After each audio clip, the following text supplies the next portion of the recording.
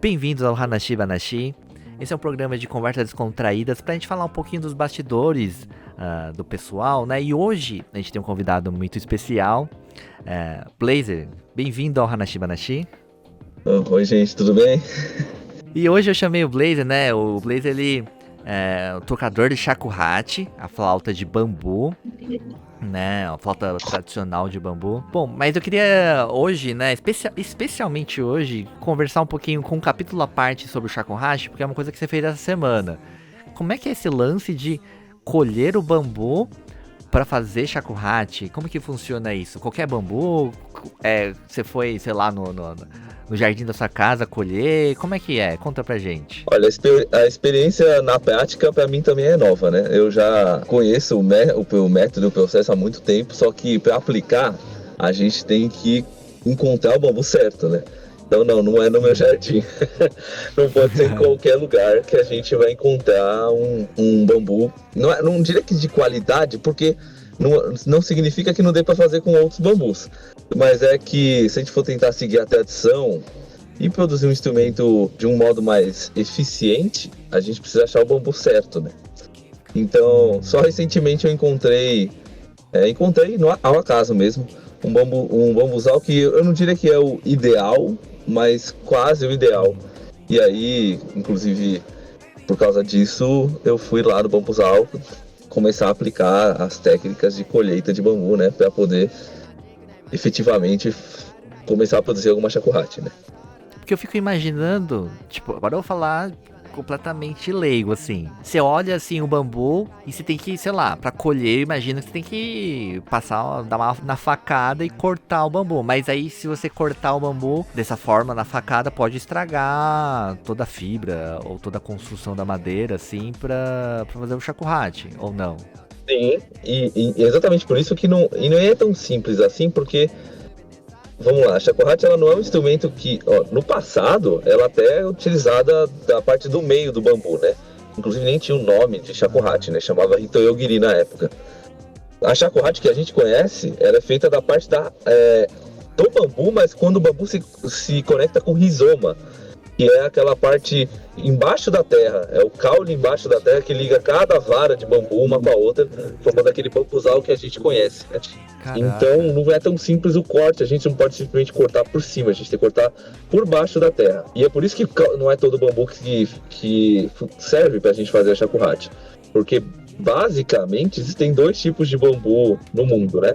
Existem os bambus que formam aquelas touceiras redondas, assim, que a gente vê comumente aqui no Brasil, é mais comum de ver, um matagalzão juntando, assim, né?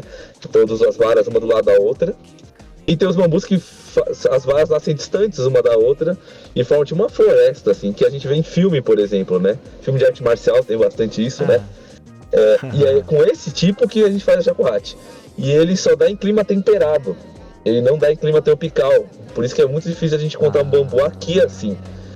Tem até umas espécies nativas que são assim, mas são do cerrado, não daqui, né? Então é um pouco difícil de encontrar. Então a gente tem que encontrar alguma coisa exótica, alguém que plantou aqui, né? E eventualmente eu acabei encontrando um em São Bernardo, do Campo, aqui na região de São Paulo, de uma espécie que é parente da ideal, né? A ideal, que é a que a gente faz a shakuhachi mesmo, se chama Pilostates bambuzoides, o nome científico. Chama bambu madake, é com esse que a gente faz. Mas a gente pode fazer com outros que têm esse mesmo gênero de planta, que é o Philostates. A gente pode fazer com Philostates aurea, Philostates edulis e Philostates nigra. Qualquer um desses três dá para fazer também. Não fica perfeito, mas dá. E aí eu encontrei o aurea no matagal aqui, e aí eu fui lá colher. Mas dá muito mais trabalho de você encontrar uma vara de bambu lá que realmente sirva para fazer a shakuhachi, porque cada uma vai ter uma espessura diferente, então você tem que procurar bem no meio do mato, né? Porque é uma coisa bem orgânica, né? Mas antes de eu continuar a pergunta, a primeira coisa que me veio à cabeça foi, putz, Eu devia ter estudado mais biologia no colégio. Você tá falando um monte de nome científico e tudo mais, e o rizoma e as partes. Eu falei, putz. As aulas de biologia foram. É importante pra tocar shakuhachi, né? Sim, eu diria que sim mesmo. Sim mesmo. Inclusive, uma das grandes dificuldades é que o bambu não é uma coisa muito fácil de você diferenciar um do outro, né? Aham. Então, imagina, você vai ver um bambuzal, bambus distantes, como você vai saber qual que é qual, entendeu? Qualquer um desses. Então você tem que acabar convivendo com os bambus, vendo na internet bastante, assim, até tendo a shakuhachi em mãos, né, o instrumento, você consegue reconhecer qual que é o ideal e qual que está próximo, que é uma espécie parente, né? E, então, sim, as aulas de biologia ajudariam bastante. Aí é essa hora que você fala assim, não, se alguém quiser aula de reforço de biologia, só entrar em contato aqui. Uma curiosidade, Blazer, o shakuhachi, né, ele tem uma certa curvatura na base, que eu imagino onde que seria a raiz, né, a parte que vai pra raiz. Essa curvatura é natural? Você tem que encontrar um bambu naturalmente com essa curvatura? Ou essa curvatura é feita de forma artificial depois no processo de fabricação do instrumento? Bom, eu vou ter que falar então um pouquinho mais de biologia, mas eu vou ser rápido. Exatamente esse o motivo de porque a gente não consegue pegar um bambu nativo. Por que acontece? Os bambus que formam aquelas touceiras, aquele monte de bambu um do lado do outro, eles têm a tendência de, quando o bambu chega lá perto da raiz, ele forma uma bola grandona, assim. É como se fosse, imagina, uma estaca enfiada dentro de uma esfera, sabe? Então são vários assim. Quando o bambu esses que nascem um distante do outro, de forma tipo esse bosque, ele vai levemente dentro do solo, aumentando de tamanho até encontrar no rizoma. Então ele forma essa curva natural e engrossamento natural, né? Tipo como se fosse um trombone, um instrumento de metais, né? Que é aquele aumento no final. Todos os bambus desse gênero Phyllostachys fazem isso. E isso é o que é importante para a shakuhachi, né? Isso que a gente pega lá do solo. E isso é importante, inclusive, sonoramente para a shakuhachi, porque essa expansão da ponta do instrumento faz que a gente ganhe volume, né? Que nem no instrumento de metais, né? Que também tem essa parte maior para aumentar o volume do som, né? Ah, caramba, nunca tinha pensado nisso. Os monges, né? Eles utilizavam essa parte de baixo inicialmente porque o bambu era mais duro ali embaixo, mais grosso, e eles usavam como arma para defesa, né? Por isso que eles começaram a tirar debaixo do solo, porque a shakuhachi tanto é um instrumento quanto é um pedaço de pau, né? Então, ela acabava servindo como defesa, mas eles foram percebendo com o tempo que a conicidade, né, formada pela ponta da shakuhachi, ajudava sonoramente, né, a aumentar o volume, o que facilitava, inclusive, eles ganharem dinheiro, porque eles eram um monte de itinerantes, né, de eles tocarem no ar livre, né, o volume ficava maior, e aí isso facilitava no modo de tocar. Então, é por isso que a gente colhe de baixo, né, e inclusive convido os espectadores a pensarem com a dificuldade de se você ter que tirar do solo lá do rizoma, né, não é tão fácil colher bambu shakuhachi, não é só cortar o bambu. Tem todo um processo de retirada de dentro do solo, né? A ideia, então, basicamente, o que eu quis dizer com isso é que basicamente você vai ter que encontrar alguma dessas 4 espécies, né? É muito difícil encontrar de shakuhachi mesmo, o bambu Phyllostachys bambuzoides, né? Que é o bambu madake aqui no Brasil, porque ele não se adapta muito bem ao nosso clima, ele fica fino demais, e a gente não consegue fazer shakuhachi parecendo muito fino, né? Os outros até que se adaptam bem aqui, então dá pra gente fazer alguma shakuhachi com outras espécies. Mas é difícil ainda assim, né? Encontrar um bom bambuzal, né? Aí, beleza. Teve todo um trabalho pra você colher, né? Porque não é simplesmente passar a faca, senão você vai estragar, né? Todo o bambu. Então tem todo um trabalho de você tirar esse bambu. E aí depois, beleza. Aí já é só fazer o furo e o shakuhachi tá pronto. Não. Caramba. É assim, ó, eu vou falar resumidamente colher como seria. A gente tem que pegar uma ferramenta tipo que tem uma lâmina, né, tipo de corte no solo, que o pessoal utiliza muito isso para chama cunha, né? A gente utiliza isso muito para fazer muda de bananeira, né? Aí você vai fazendo essa cunha, dando a volta em volta do bambu para cortar todo o solo, e aí você retira todo o solo em volta do bambu. Com esse todo o solo em volta do bambu, você corta um pedaço mais ou menos de 1 metro, do bambu, né? Aí vai ficar aquele torrão de terra com um bambu saindo assim de 1 metro. Aí você tem que lavar e aí vai ficar as raízes expostas. Feito isso, o que a gente teria que fazer, assim? Eu vou ser bem sucinto porque o processo, se a gente for seguir a literatura japonesa, demoraria 10 anos para fazer. Cara, literalmente 10 anos, exatamente 10 anos. Literalmente 10 anos. Cara. Literalmente 10 anos, se for seguir a risca. Mas eu vou resumir porque as pessoas não fazem assim, a não ser os super luthiers, assim. Tem gente que faz, assim. Mas a ideia é, você pega o bambu, feito isso, corta as raízes que ficaram, né, ali na parte inferior, e você deixa secando ao sol. Na realidade, você teria que deixar secando ao sol pelo menos uns 2 ou 3 anos. Na prática a gente não faz isso. Na prática, por exemplo, o CC sempre falou pra mim deixar 1 mês por aí. Porque depois a gente passa o maçarico, né? Essa tem uma técnica, né? Essa técnica chama aburamuki, né? Retirada do óleo. Porque todo bambu tem um óleo essencial nele. Que, inclusive até às vezes tem perfumes disso, né? E incenso disso, né? Esse tem um óleo essencial. E esse óleo essencial é extremamente importante porque ele protege o próprio bambu. Quando você passa esse fogo, o óleo sai de dentro do bambu, porque ele ferve, e ele acaba formando uma espécie de capa no bambu. E aí, por isso que as chacolates são meio brilhantes. É do próprio bambu, do óleo interno do bambu. Não é nem tipo de verniz. Não é. Então, se você for fazer a risca, você tem que deixar uns 2 ou 3 anos no sol e depois fazer esse processo, o aburamuki.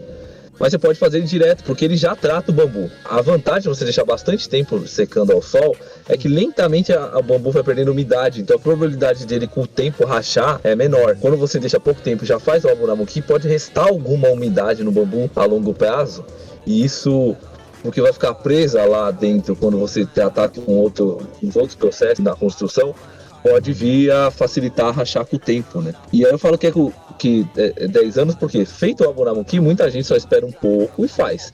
Tem gente que faz na risca, você faz o aburamuki, tirou esse óleo essencial, você deixa ainda descansando o bambu uns 5 ou 6 anos ainda, na prática. Né? E aí você começa a fazer. Não precisa fazer isso, né? O que as pessoas acabam fazendo é pensando na média, assim, uns 3 ou 4 meses no sol, faz o aburamuki, deixa 1 mês descansando e faz. Na prática é isso que as pessoas fazem. Mas no Japão, no feudal, na era Edo, não é assim que se fazia, né? É uma coisa muito mais bem trabalhada. Até alguns luthiers continuam fazendo dessa forma, né? A chocolate ganha uma durabilidade muito maior dessa forma, né? Mas hoje em dia a gente também tem outras maneiras de fazer. Né? Feito tudo isso, ainda assim, depois de feito tudo isso, não é só furar. Caramba, ainda não terminou. Não, isso não é nem o começo. Se vocês quiserem eu detalho mais, mas não é tão difícil assim. O que faltaria aí? A chocolate ela pode parecer que ela é por dentro um furo reto, né? Vazada de um lado para o outro e ponto final, mas não é. Dentro ela tem diâmetros específicos. Ela tende a ser, da parte maior dela, lá de baixo, de onde vem a raiz, maior. Aí quando vai chegando perto do primeiro furo, ela vai diminuindo o diâmetro interno. Chegou perto do primeiro furo, ela aumenta de novo. Chega perto do bocal, ela diminui um pouco. Então a gente tem que ir medindo isso com algumas ferramentas que você mesmo fabrica de madeira, com os diâmetros que você quer. E aí você vai medindo inteiramente para ver se está certo. Se não tiver, você tem que fazer uma mistura de 2 coisas. Uma pasta, tipo uma espécie de gesso, e urushi, que é uma laca japonesa. E aí você faz esse gesso com urushi dentro e vai moldando internamente para ter os diâmetros certos e deixa depois secar. E aí pelo menos a parte interna tá feita. Por isso que eu falei que a umidade inclusive fica presa, né? Que ela fica presa entre o óleo do lado de fora e essa parte interna, né? Por isso que a chocolate, quando você olha por dentro, ela é vermelha. Ou preta, né? Que é por causa dessa laca. E aí depois é só você furar nos lugares certos. Aí sim. E nos diâmetros certos, tudo. E feito isso, tem que montar a embocadura. E a embocadura, que é o utaguchi, ela é feita geralmente de chifre, ou, aqui no Brasil, algumas pessoas estão experimentando isso, usar uma semente chamada jarina, né? Que é daqui do Brasil, que é conhecida como marfim vegetal. Porque a embocadura da chocolate tem essa peça que é feita de chifre ou de marfim vegetal, ela é bem dura e ela funciona como uma espécie de, além de por ter uma dureza maior, você consegue deixar mais fininho, porque o bambu lascaria muito fácil se você deixasse fininho, né? Com essa peça, porque ela até é dura, ela aguenta mais. Então você consegue soprar melhor, né? E produzir um som mais volumoso. Mas também tem uma outra utilidade que ela acaba ressoando diferente do bambu. Então ela acaba produzindo um timbre mais diferenciado da shakuhachi, entendeu? Ela ajuda a esse timbre específico da shakuhachi. Aí feito tudo isso, tá pronto. Ele passou 50 anos, né? Não é possível. Dá um certo trabalho. Às vezes também tem que moldar a embocadura, tem que moldar, né, onde apoia no queixo pra também isso aí, mas isso é de pessoa pra pessoa, né? Você molda a parte do queixo pra se encaixar com você, né? Mas feito isso que eu falei, é assim que se faz. É uma coisa muito trabalhosa, né? Não é fácil, né? E aí, beleza, né? Ele passou, né, 10, 15 anos pra fazer um shakuhachi. Esse shakuhachi, ele vai ter um tom. Se você quiser um outro tom. Se você quiser um shakuhachi em dó, em si, aí um outro instrumento que tem que fazer e tal. E tudo mais. Mas a shakuhachi, apesar de ter apenas 5 pulos, ela é totalmente cromatizável, né? A gente consegue tocar qualquer escala na shakuhachi. Então você pode ter um tom só e tocar outras escalas. Tem escalas que são mais compatíveis com a shakuhachi que você tem. Tem 3 escalas, inclusive. Tem a escala padrão da shakuhachi, tem outras 2 que são mais fáceis de reproduzir. Se eu não me engano, é porque eu acabo não pensando nas escalas se é uma quinta ou não, mas se eu não me engano é uma quinta. É uma quinta e uma terça, se eu não me engano. É que eu não lembro direito porque eu acabo lembrando só dos nomes japoneses, né? Das escalas. Que chama Urai ou Mote, né? Esses 2 tipos de escalas diferentes. Mas aí você também consegue produzir qualquer outra, né? Mas aí fica um pouco mais difícil de tocar, mas dá.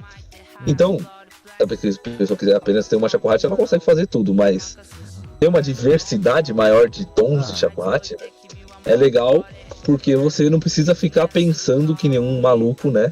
Cada música que você vai tocar, que transposição que você vai fazer. Você só pega um outro instrumento e pronto. E toca. Porque agora com essa segunda parte você me deu uma outra referência, né? Porque da última vez que eu fui tocar, né? A gente ia gravar, né, e tal.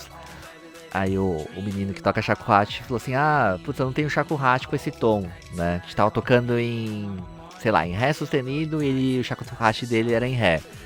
Aí eu ia falar e usar esse argumento. Não, mas se você tem um shakuhachi, você pode tocar em qualquer tom.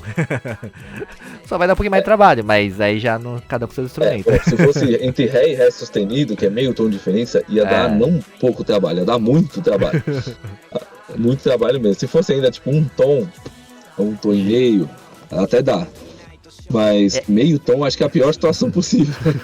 É melhor que seja até mais longe, né? Uma quinta, uma quarta, que é mais fácil. Sim. Uma quinta, uma quarta, uma terça.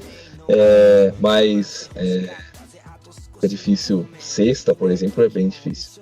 Caramba. Bem difícil. Então daqui 10 anos a gente vai ter alguns shakuhachis feitos por você, né, Blazer?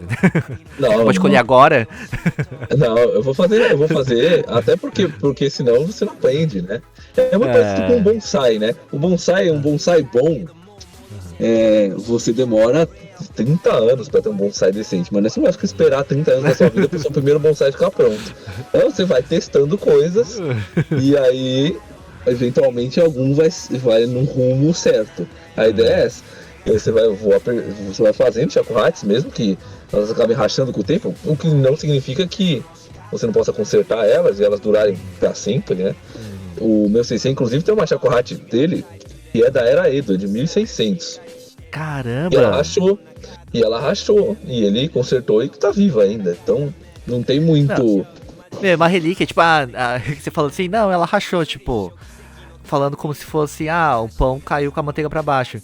Mas, porra, é um shakuhachi de 1600. Tipo, eu achava que ela ia virar pó, assim, né, em 400 anos. Ela só rachou. Ela só teve uma pequena rachadura que foi consertada. Não é uma pequena, é uma grande rachadura. Mas você percebe, ela quase quebrou de lado, de fora a fora, né? Só que você percebe que o instrumento é bem diferente. Conforme você vai tocando, isso é uma curiosidade. A nossa mão vai oxidando o instrumento. Então se ela dura muito tempo, a shakuhachi vai ficando escura por causa da oxidação. E isso melhora demais a shakuhachi. A shakuhachi fica muito mais resistente. Caramba, que doido. Então, tipo, shakuhachis muito velhas são as melhores de todas por causa disso. Porque muita gente tocou, né, no instrumento. Literalmente tocou com a mão. Sim, pô, de 1600 pra cá foram várias gerações, né? Sim. É impressionante, assim, a quantidade, tentar imaginar, né, quantas pessoas tocaram nesse instrumento, por onde que músicas que esse instrumento foi tocado, né? Nossa, eu fico muito curioso, assim, Nossa, queria que tivesse um gravador, assim, né, acompanhando toda essa história, porque é um negócio de maluco, imagina, um objeto, né, um instrumento, um objeto atravessou eras, né? E passou por várias gerações. Nossa, isso é muito maluco de se pensar pra mim. Então. Mas por isso que o intuito é falar que não precisa esperar tanto tempo pra fazer uma shakuhachi, né? Você pode fazer uma shakuhachi cedo, né, na vida, e aprendendo, né, como fazer. A mesma coisa com o shinobué, né? Shinobué também é um processo muito demorado para fazer, mas eu já fiz bastante na minha vida, e com um mês e meio de tratamento exatamente para testar como se faz, né? E aí com o tempo a gente vai aperfeiçoando. Não adianta tentar ser perfeccionista porque não funciona. Sim. Até as pessoas que produzem profissionalmente esperam todo esse tempo para fazer. Só quem é muito larga escala, sabe? A pessoa vai fazendo, aí passou 10 anos, as pessoas colheu 10 anos atrás. E aí vai virando uma bola de neve, sabe? Você vai pegando os de trás, e aí sim você, já que tá na produção há muito tempo, você consegue fazer shakuhachis mais bem elaboradas, entendeu? Tem gente que faz assim, né? Mas quem tá iniciando agora é inviável, né? Não, legal, né? Porque já é um instrumento que não tem tantos praticantes, né? Se a gente dificultar mais ainda, né, a produção do instrumento em si e do aprendizado, imagina, né? Fica difícil de resistir ao tempo, por mais que o instrumento tenha essa resistência, né, natural há séculos. Que, pô, o instrumento, imagina, esse instrumento viajou, passou por guerras dentro do Japão, passou por, enfim, guerras mundiais e veio parar aqui em Santo André, né? É muito louco. Eu tinha um professor no meu colégio, inclusive, que ele não tocava shakuhachi, mas ele falou pra mim na época, até me mostrou na foto, mas que eu não tenho mais contato com ele, porque foi na época do colégio. Ele me mostrou uma foto que é uma shakuhachi que ele tinha começado a tocar, ele mostrou uma shakuhachi pra mim, que era da família dele, ele falou que pelo menos há 3 ou 4 gerações, né? Ele é Nisei, e ele falou que era 3 ou 4 gerações, então pelo menos tinha um século, ou um pouquinho mais, né? E você vê que o instrumento acaba resistindo, estava intacta pela foto na época que eu vi. Então é um instrumento bem durável, né? Ele acaba resistindo bem, né? Isso faz muito sentido, assim, pensando não só, né, o instrumento ser durável fisicamente, mas tudo que você falou, assim, eu fui pensando, assim, vamos dizer assim, na filosofia japonesa, né, de ter todo um cuidado, ter processo, assim, japonês nunca simplifica nada, né? Tudo tem que ser muito bem, é tudo muito complexo, tudo muito técnico, tudo precisa de muita paciência para ser feito, e tem a questão da relação com a tradição, né? E como a relação com a tradição pode estar envolvida com instrumentos que atravessam, né, séculos. Parece que as coisas se conectam de alguma forma, né? Sim, sim. As coisas se conectam, sim. Tanto que não é à toa que se conectam, que eu dei aquele exemplo do bonsai, né? Tem um rapaz que ele foi aluno em questão de construção do meu primeiro sensei, meu primeiro sensei, ele era até mais que um professor de shakuhachi, né? Ele era o que ele vivia era de construção de shakuhachi, né?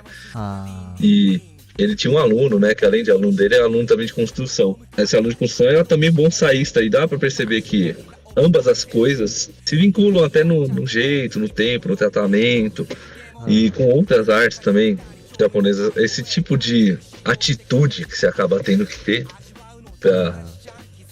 até inclusive no modo de tocar shakuhachi, né? Shakuhachi é um instrumento que o início dele é difícil, não é fácil. Eu não falo pra todo mundo assim, tipo, você vai começar a pegar o instrumento e sair tocando. Não, isso pode até acontecer, mas não é a regra. É um instrumento que você tem que ter paciência e com o tempo você vai evoluindo, né? E, inclusive, quando você evolui é muito bom, porque você percebe a evolução visivelmente, assim. E tem a ver com essa questão da paciência, de ter contato com o instrumento, dia a dia tocando o instrumento e passando com ele, como seria construir, né? Que você tem que fazer todos esses processos e uma hora a coisa sai, né? Lógico que não é 10 anos pra você tocar shakuhachi, né? sim. Mas também não é uma semana. Sim, com certeza.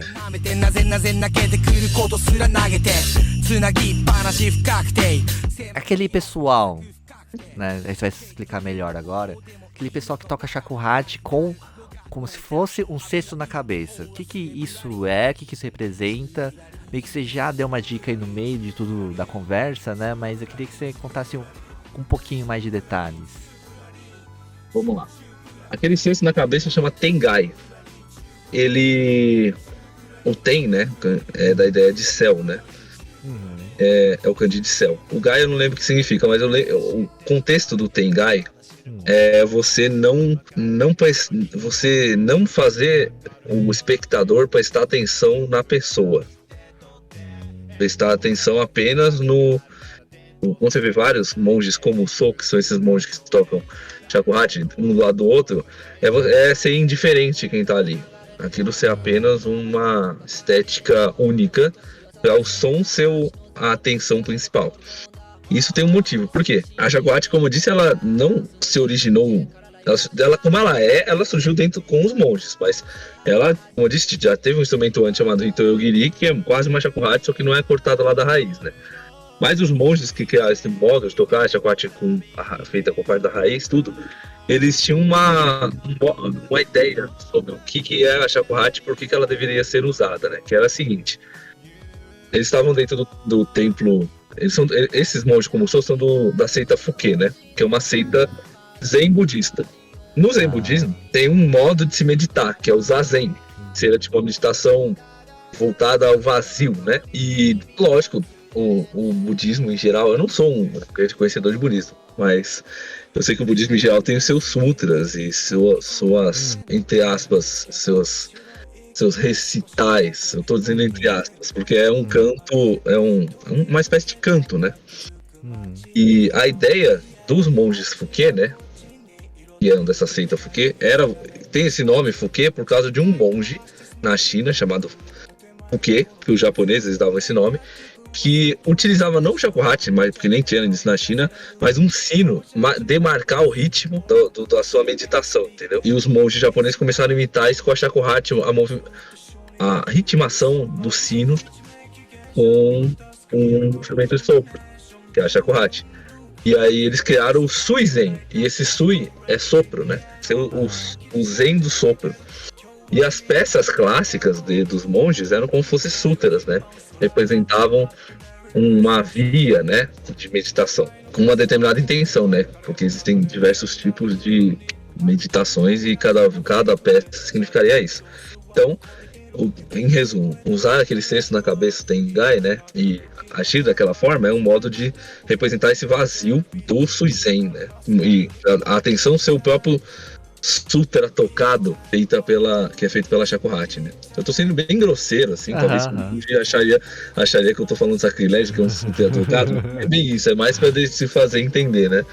Sim. Mas a ideia é essa, é por isso que eles utilizavam aqueles tengais. Mas shakuhachi não se resume apenas a você tocar músicas de templo, né? Você pode tocar outras coisas. Naquela época talvez até fosse assim, né? Na era Edo, um pouquinho antes. Mas a partir da era Meiji no Japão, né, quando teve a abertura, isso se diversificou, né? Tanto que tem no Minho, né? Tem outras diversas coisas, né?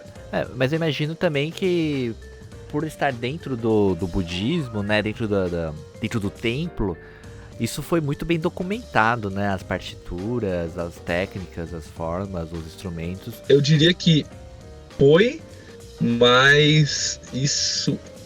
a divergência de templo em templo no Japão é muito grande. Porque se você for tentar estudar o estilo Meian, que é esse estilo do templo original, Se você for pegar um Meian da escola Meian mesmo, se chama Meian porque esse nome é o nome de um templo em Kyoto, né? Se você pegar o Meian de Kyoto e você pegar uma outra escola, sei lá, do norte do Japão, uma mesma música, nem parece a mesma música. Caramba. Na verdade, não é que parece, é outra coisa, completamente diferente. Apesar de ter o mesmo nome.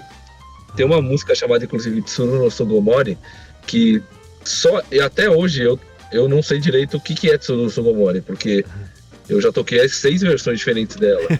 E não é que você fala, é uma versão. Não, é outra música completamente diferente, apesar de ter o mesmo nome. Então, isso complica um pouco, né? É muito bem documentado, mas dentro daquele templo, né? E é por isso que lá pelo século XVII, um monge chamado Kinko viajou o Japão inteiro para unificar as músicas que ele achava que eram as mais essenciais. E ele montou um estilo, que é o estilo Kinko, e listou as músicas principais, que ele chamou de Koten Honkyoko, né? Tipo, seria as peças solo fundamentais. E aí, sim, ele criou uma linha mais direta, assim, de como você estudar, né? Que, inclusive, é a que muita gente estuda até hoje, né?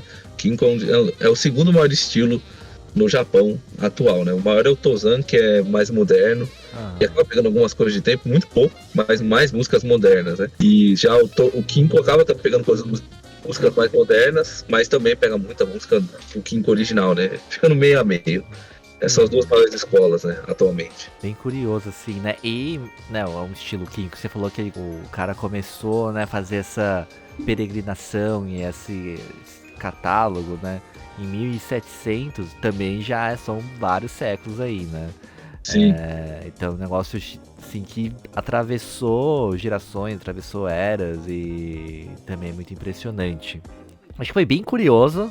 Só a sua ida, né, em São Bernardo do Campo para colher bambu já rendeu muitas informações pra gente, muita experiência.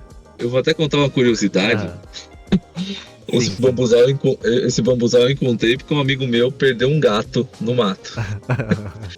E aí eu fui procurar o gato junto com ele e eu encontrei esse bambuzal. Inclusive eu falei, bom, eu ganhei um prêmio aqui, né? Porque acabei de contar uma coisa raríssima aqui. Você falou assim, não, desencana do gato. Você tá vendo que tem um bambuzal aqui? Olha isso, meu.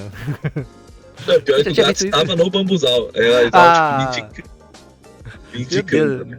Esse gato foi um deus do Shakuhachi invocado por, sei lá, por algum deus aí, por algum Oni, qualquer coisa assim, que te conduziu pra esse esse bambu. Porque até no final eu ia perguntar, né? Não, mas encontraram o gato, mas o encontro do gato foi junto com o encontro do bambu.